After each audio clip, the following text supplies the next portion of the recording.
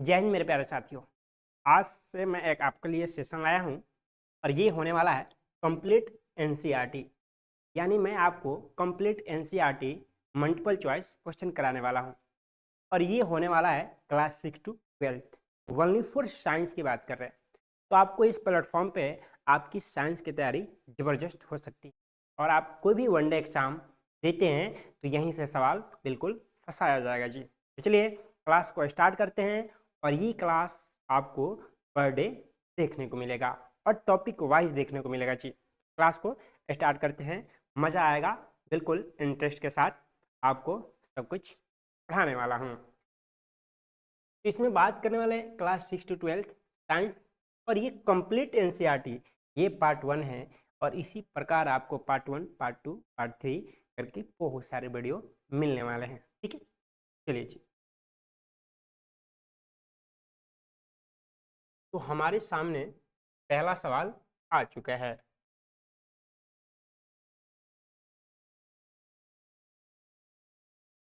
ये लीजिए जी, पहला सवाल अच्छा सवाल है और ऐसा सवाल पूछे जाते हैं।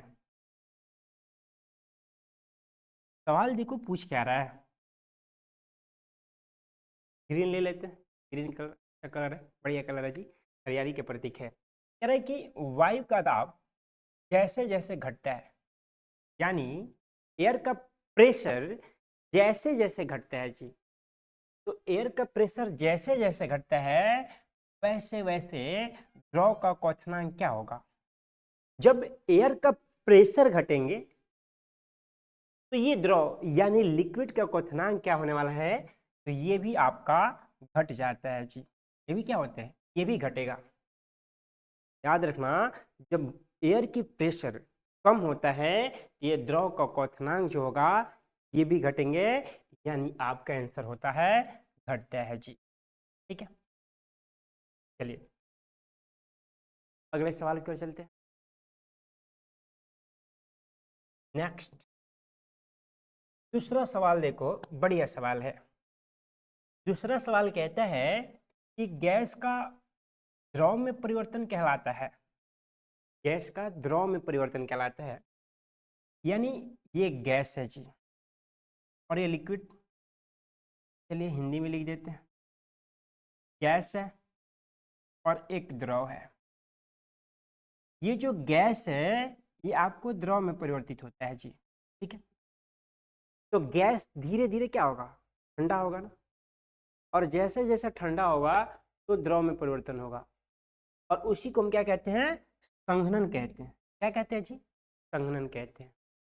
ठीक है, गैस को द्रव में परिवर्तन संघनन कहलाता है, लेकिन कुछ और भी हो सकते हैं।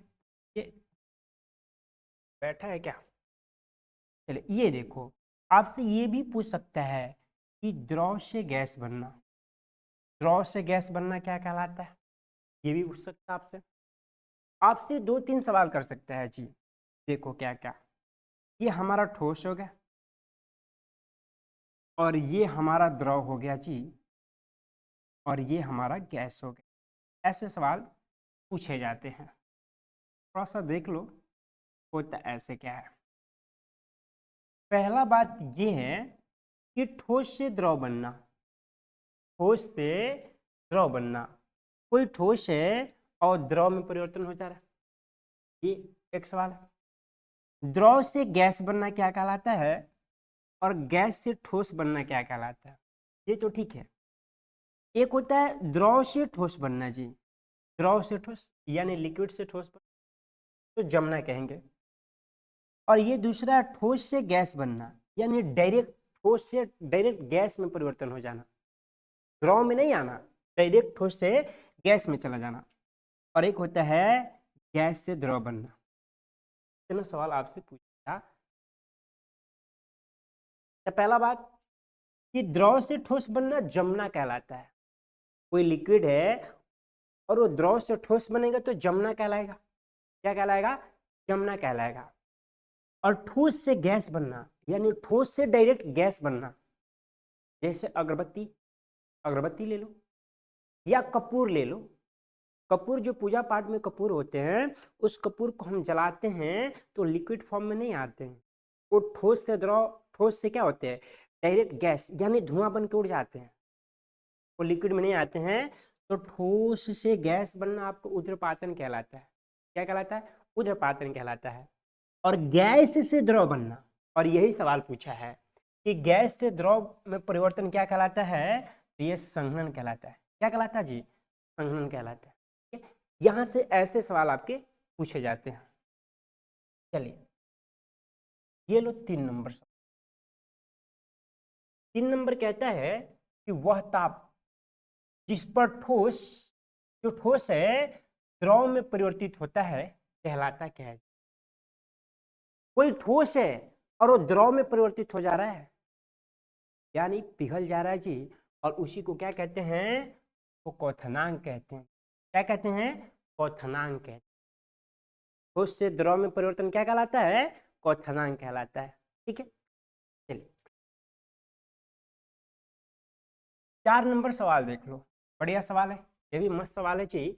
कहते हैं कि पदार्थ के कणों को, जो भी पार्टिकल्स है, जो भी पार्टिकल्स के कण है, छोटा छोटा कण, ये सूक्ष्म कण होते हैं, एक साथ बांध कर रखने वाले बल कहलाता है जी।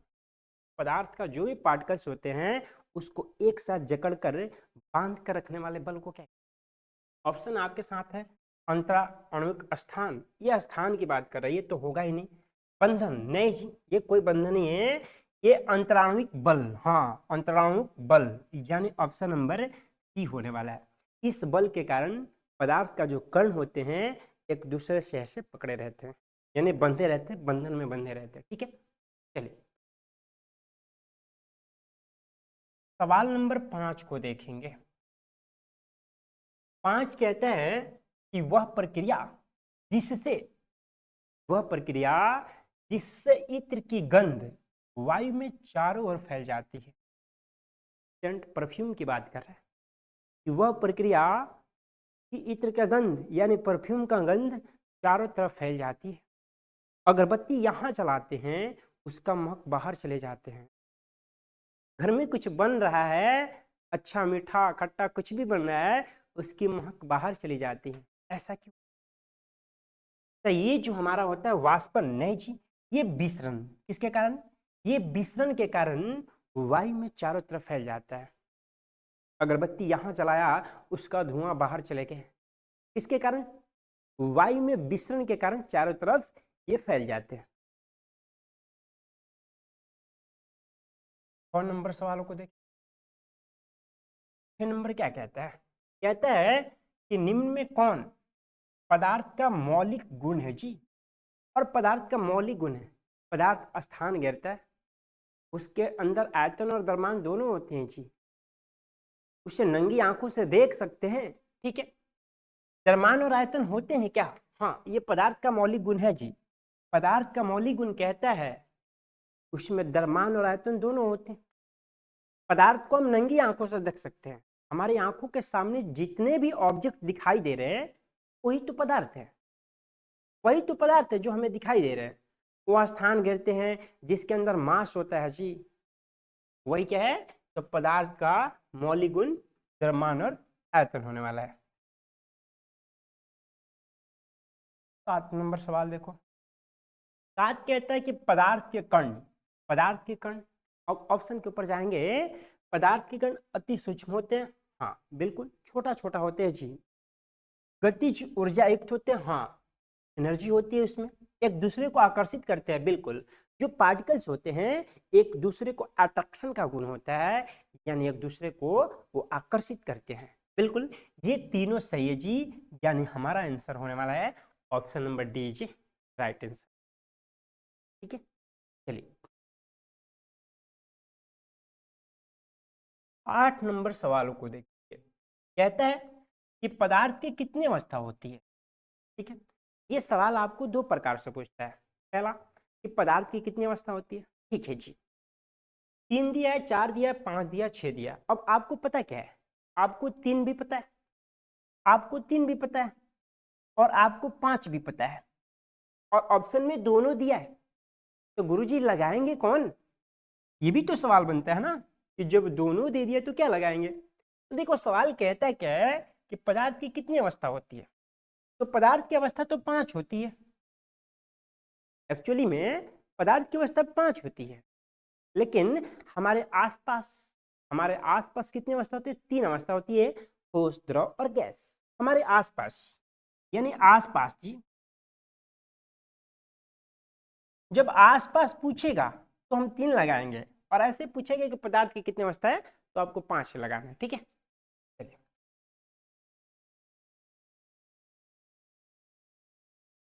ये लीजिए 9 नंबर कहता है, निम्न में कौन पदार्थ का गुण नहीं है? आपको गुण नहीं है बताना है जी, पदार्थ का गुण नहीं है। अभी ऑप्शन के ऊपर जाएंगे, ऑप्शन के ऊपर जाएंगे। पदार्थ में घनत्व होता है, हाँ होता है, पदार्थ में भी घनत्व होता है, डेंसिटी होता है जी। पदार्थ संपीड़ितता होती है, हाँ। पदार्थ को दबाया जा सकता है, पदार्थ को दबाया जा सकता है जी, संपीड़ितता होती है। पदार्थ में तरंग दैर्ध्य, ये क्या बात कर रहे हैं जी? विसरण, हाँ, पदार्थ में विसरण की प्रक्रिया भी होती है, तभी तो धुआं एक जगह से दूसरी जगह चला जाता है। आपका पदार्थ का गुण नहीं है पूछा है, तो तरंग दैर्ध्य ये पदार्थ का गुण बिल्कुल नहीं है जी, तरंग दैर्ध्य ये पदार्थ का गुण नहीं है। क्या? चलिए आ जाओ 10 नंबर। 10 नंबर है, किसकी संपीड़ितता सबसे कम होती है? किसकी संपीड़ितता सबसे कम होती है? संपीड़ितता का मतलब होता है दबाना, जिसे कम किया जा सकता है दबा दबा कर। इतना गैस जो होते हैं उससे छोटे से सिलेंडर में भर भर दबा दबा कर भर दिया जाता है। क्या? तो ठोस, द्रव, ये द्रव का होता है, गैस का तो बहुत ज्यादा होता है, प्लाज्मा की भी होती है, यानी ठोस। मान लो ये बोर्ड है, ये बोर्ड है, और इस बोर्ड को दबाना स्टार्ट करें, दबेगा क्या? नहीं दबेगा ना। ये बोर्ड क्या है? ये बोर्ड ठोस है, इसका आकार और आयतन दोनों क्या है जी? निश्चित है, यानी इसे दबाया नहीं जा सकता, ठीक है, यानी ठोस को। चलिए 11 नंबर सवाल देखें। निम्न में किसका घनत्व सबसे अधिक है जी? निम्न में किसका घनत्व सबसे अधिक है? निम्न में किसका घनत्व सबसे अधिक है आपको बताना है। ठोस, द्रव, गैस और प्लाज्मा। ठोस, द्रव, गैस और प्लाज्मा। ठोस, द्रव, गैस और प्लाज्मा। चलिए घनत्व बताना है, डेंसिटी, कि निम्न में किसका घनत्व सबसे अधिक है? तो ये ठोस का, द्रव का, गैस का, प्लाज्मा का।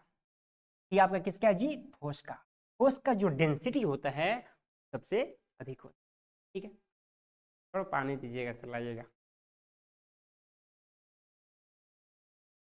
12 नंबर सवालों को देखेंगे जी।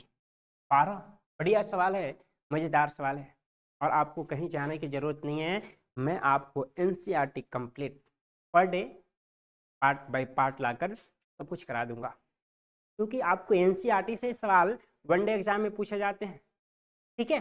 चलिए, किसी ठोस पदार्थ की सीधे वाष्प में परिवर्तन कहलाता है, यानी ये ठोस है जी, और ये ठोस जो होता है डायरेक्ट वाष्प बन जाता है, यानी गैस बन जाता है जी। ये ठोस डायरेक्ट गैस बन जाता है, और ठोस से डायरेक्ट गैस बन जाता है यानी वाष्प बन जाता है, और इसको हम कहते हैं ऊर्ध्वपातन। क्या कहते हैं जी? ऊर्ध्वपातन। ठोस से बिना द्रव में आए डायरेक्ट गैस बन जाना ऊर्ध्वपातन कहलाता है।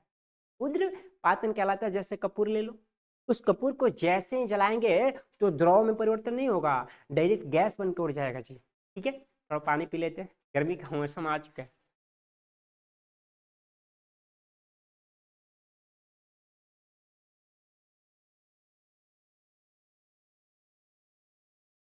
चलिए जी 12 नंबर सवालों को देखेंगे। 13 नंबर, वाष्पन की प्रक्रिया से उत्पन्न होती है। वाष्पन की प्रक्रिया से उत्पन्न होती है, जैसे जैसे वाष्पन होगा हमें ठंडक महसूस होती है। कैसा? ठंडक महसूस होती है, यानी हमें क्या होगी?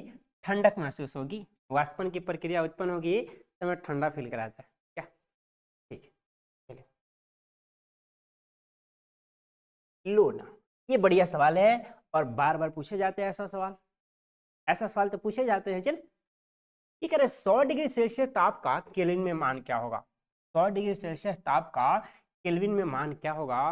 बढ़िया सवाल है, ऐसा पूछा जाता है। एक सूत्र याद रखना, ये आपका होता है, क्या होता है जी, तो के बराबर होता है टी प्लस 273, टी प्लस 273 होता है। केल्विन को जब सेल्सियस में बदलेंगे तो ये सूत्र फॉर्मूला लगेगा, के बराबर हमें केल्विन में बदलना है। टी का मान दिया है 100 डिग्री सेल्सियस, 100 प्लस 273, अरे दोनों को जोड़ेंगे तो आ गया 373। कितना आ गया जी, 373 आ गया। यानी हमारा आंसर होने वाला है ऑप्शन नंबर बी जे right answer, option number B जे राइट आंसर। ठीक है, चलिए 15 नंबर सवालों को देखेंगे। वही सवाल है जी, छोड़ देना है इस सवालों को, हम नहीं कराने वाले हैं, आपको कर ले जाना है। यानी आपके हवाले कर दूं क्या, आपके हवाले कर दे, चलिए आपके हवाले, नहीं नहीं नहीं ऐसा नहीं है, बिल्कुल बता के जाएंगे। अरे किसी पदार्थ का केल्विन में ताप ताप 673 है, सेल्सियस या सेंटीग्रेड में इस ताप का मान क्या होगा। ठीक है जी, हमको के बराबर दिया है, के बराबर दिया 673.5,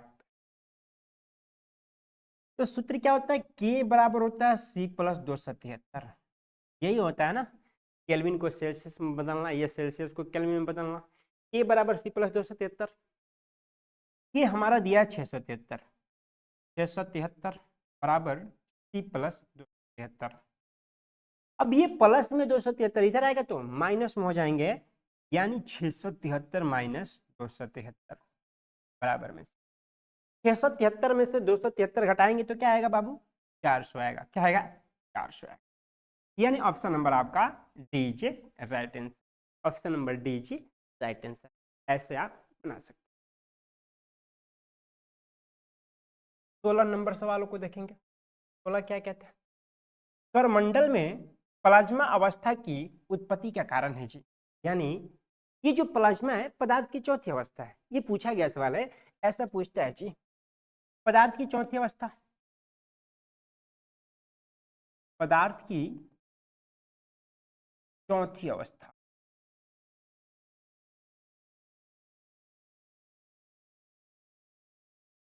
पदार्थ की चौथी अवस्था का नाम क्या है, तो पदार्थ की चौथी अवस्था का नाम है प्लाज्मा, यही नाम है आपका। क्या, यही सवाल पूछा है कि सौरमंडल में प्लाज्मा अवस्था की उत्पत्ति का क्या कारण है। तो प्लाज्मा अवस्था की उत्पत्ति का कारण है आपका उच्च ताप, टेम्परेचर, हाई टेम्परेचर कारण है, और हाई टेम्परेचर के कारण ही प्लाज्मा का उत्पत्ति सौरमंडल में हो रहा है।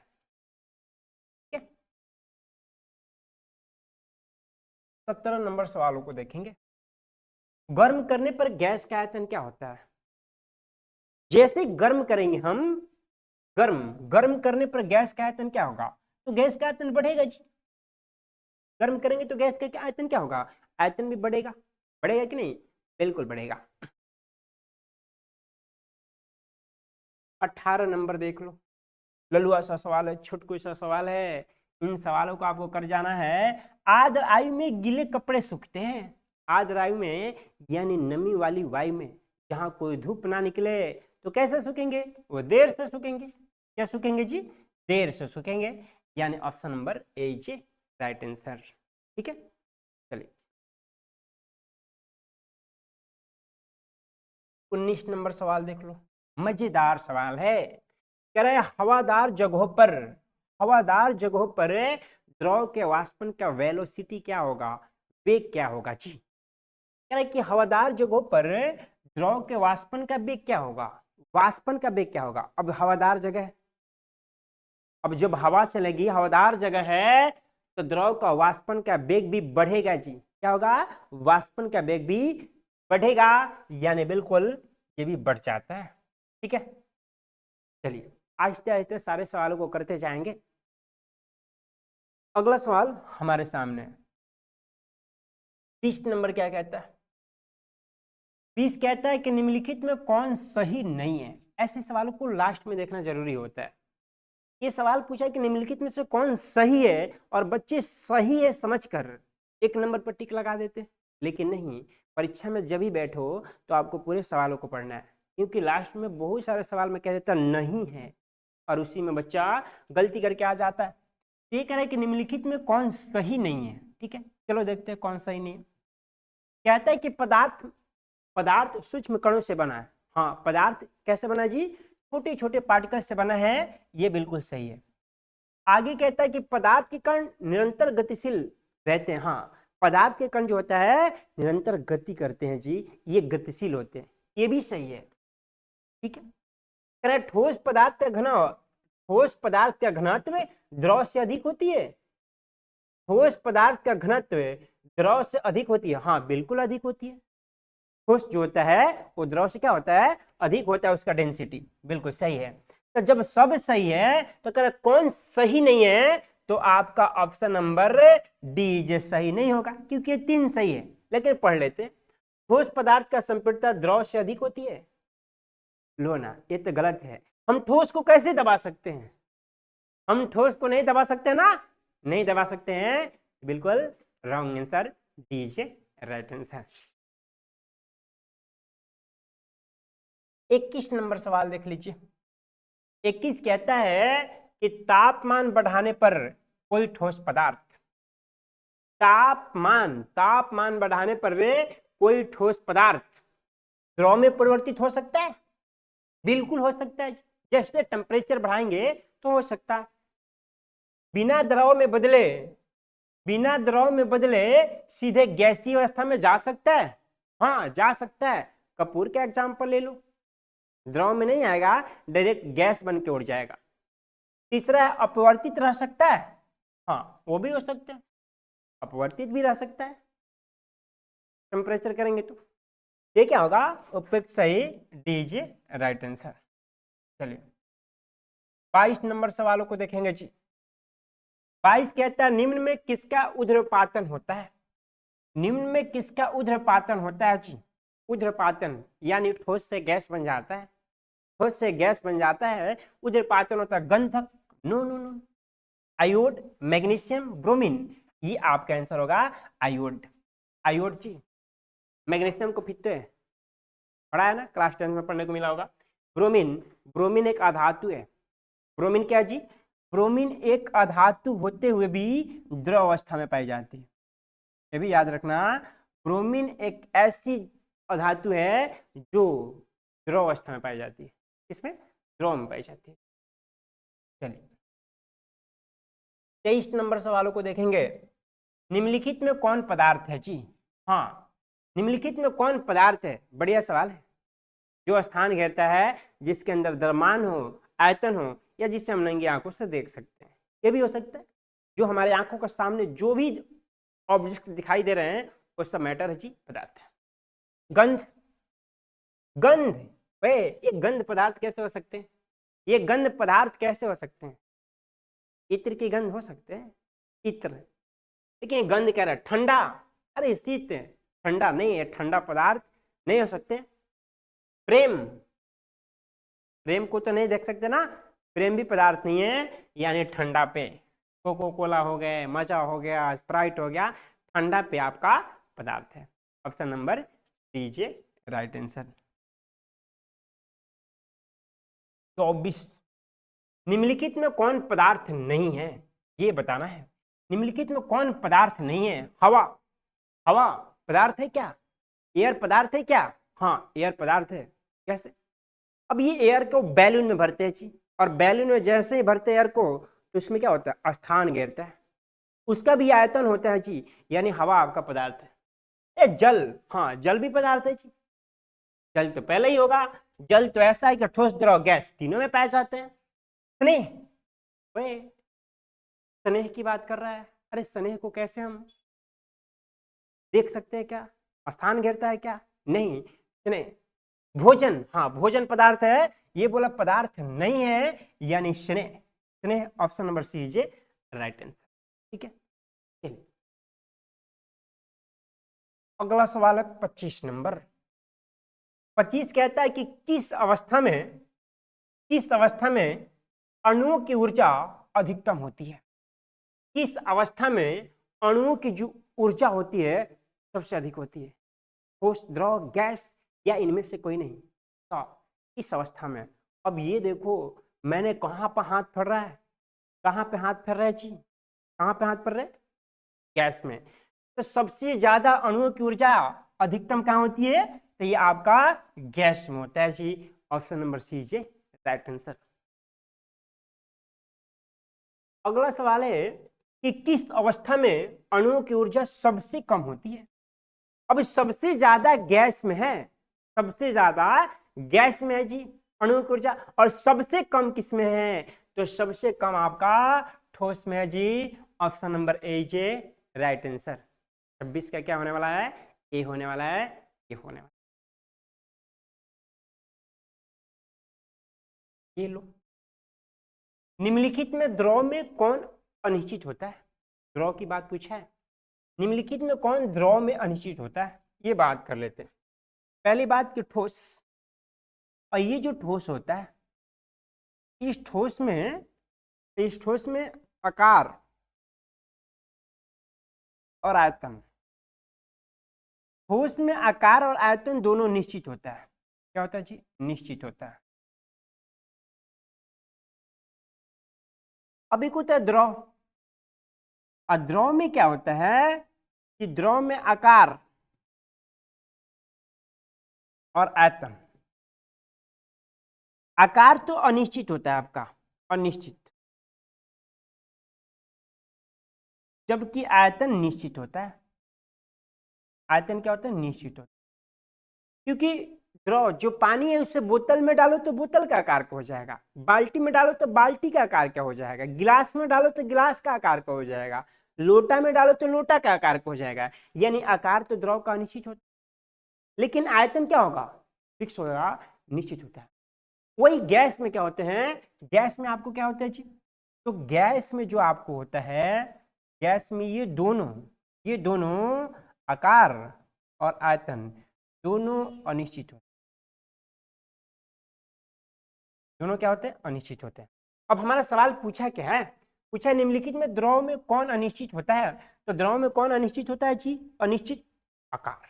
कौन होता है, आकार, यानी ऑप्शन नंबर कीजिए राइट आंसर। ठीक है, चलिए 28 नंबर सवालों को देखेंगे। बर्फ का एक टुकड़ा, बर्फ, बर्फ क्या है, बर्फ ठोस है जी आपका, बर्फ क्या है, ठोस है। बर्फ का एक टुकड़ा जल की सतह पर तैरता है, बर्फ की एक टुकड़ा जल की सतह पर तैरता है क्योंकि यह जल से भारी होता है। अरे भारी होता है तो डूब जाता ना, भारी होता तो डूब जाता। बर्फ और जल का घनत्व समान होते हैं, नहीं, बर्फ और जल का डेंसिटी समान नहीं होते हैं। बर्फ जल से हल्की होती है, हाँ, बर्फ जो होता है वो जल से हल्का होने के कारण वो पानी पे क्या करता है, तैरता है। बर्फ जो है जल से हल्का होने के कारण पानी पे तैरता है। 29 नंबर सवाल देखो, शुष्क बर्फ क्या है, तो इस शुष्क बर्फ क्या है जी, तो शुष्क बर्फ को हम ठोस कार्बन डाइऑक्साइड कहते हैं, ठोस कार्बन डाइऑक्साइड कहते हैं, और इस शुष्क बर्फ को ग्रीन हाउस गैस भी कहते हैं, ग्रीन हाउस गैस भी कहते हैं। और ठोस कार्बन डाइऑक्साइड का सूत्र जो होता है CO2 होता है। क्या होता है, CO2 होता है। कभी कभी आपकी परीक्षा में पूछ लेते हैं कि कार्बन का संकेत क्या होता है जी, कार्बन, तो ये कार्बन का जो संकेत होता है आपका C होता है। परमाणु संख्या पूछ ले तो 6 बता देना, संयोजकता पूछ ले तो 4 बता देना, और अपरूप पूछ ले तो हीरा और ग्रेफाइट बता देना, हीरा और ग्रेफाइट बता देना, ये सब बताएंगे आपको, हीरा और ग्रेफाइट बता देना। हीरा का अपर्तनांक पूछ ले तो आपको 2.42 बता देना, सबसे ज्यादा होता है। ये ग्रेफाइट विद्युत का क्या होता है जी, सुचालक होते हैं, सुचालक होते हैं। ठीक है, ऐसा सवाल, ये सब सवाल पूछे जाते हैं, ये सारे सवाल आपके पूछे जाते हैं वनडे एग्जाम में। 30 नंबर देख लीजिए, निम्नलिखित में कौन तरल पदार्थ नहीं है, यानी लिक्विड नहीं है जी, निम्नलिखित में कौन तरल पदार्थ नहीं है, जल, पारा, हवा या लोहा। लोहा आपका तरल पदार्थ नहीं है, लोहा आपका तरल पदार्थ नहीं है, जिसकी परमाणु संख्या संकेत Fe, परमाणु संख्या 26 होता है जी। क्या होता है? 26 होता है। और लोहा का अयस्क क्या होता है? कि लोहा का अयस्क हेमाटाइट होता है, हेमाटाइट। और एक मैग्नेटाइट भी होता है। ठीक है, इन सभी बातों को याद रखना। पारा, पारा एक धातु है जी। पारा क्या है? पारा एक धातु है। पारा क्या है जी? एक धातु है। और इसका संकेत क्या होता है? तो Hg होता है। और ये द्रव अवस्था में होती है। कौन सी अवस्था में? द्रव अवस्था में। कमरा किताब पे द्रव अवस्था में होती है। जल का सूत्र भी कभी कभी पूछ लेता है। जल का सूत्र क्या होता है? H2O होता है जी, हवा, एयर। चलिए 31 नंबर सवाल क्या कहता है? 31 कहता है कि किसी पदार्थ के इकाई आयतन का द्रव्यमान को क्या कहते हैं? किसी पदार्थ की इकाई आयतन के द्रव्यमान को क्या कहते हैं? तो उससे हम डेंसिटी यानी घनत्व कहते हैं। क्या कहते हैं जी? घनत्व कहते हैं। घनत्व कहते हैं। आपको कभी पूछ लेता है दाब का ऐसे मात्रा क्या होता है जी? तो दाब का ऐसे मात्रा क्या याद रखना? पास्कल। क्या होता है? पास्कल। ये पूछे गए सवाल है। पास्कल, पास्कल, ये पूछे गए सवाल। ठीक है, चलिए अगला सवाल 32। लो, क्या बात है, जबरदस्त वाला सवाल आया है, लंबा चौड़ा आया है। कह रहा एक गिलास पानी में 2 चम्मच चीनी मिलाने पर, एक गिलास पानी में 2 चम्मच चीनी मिलाने पर उसके जल के स्तर में कोई परिवर्तन नहीं होता है, क्योंकि चीनी के कण क्या होते हैं?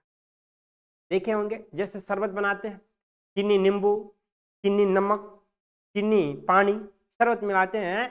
और शरबत जैसे हम बनाते हैं तो गिलास में पानी में जैसे चीनी डालते हैं तो पानी का स्तर नहीं बढ़ता है जी। नहीं बढ़ने का कारण क्या है? वाष्पीकृत हो जाते हैं, जल के कणों के बीच व्यवस्थित हो जाते हैं, जल के कण कणों से जुड़ जाते हैं, या इनमें से कोई नहीं।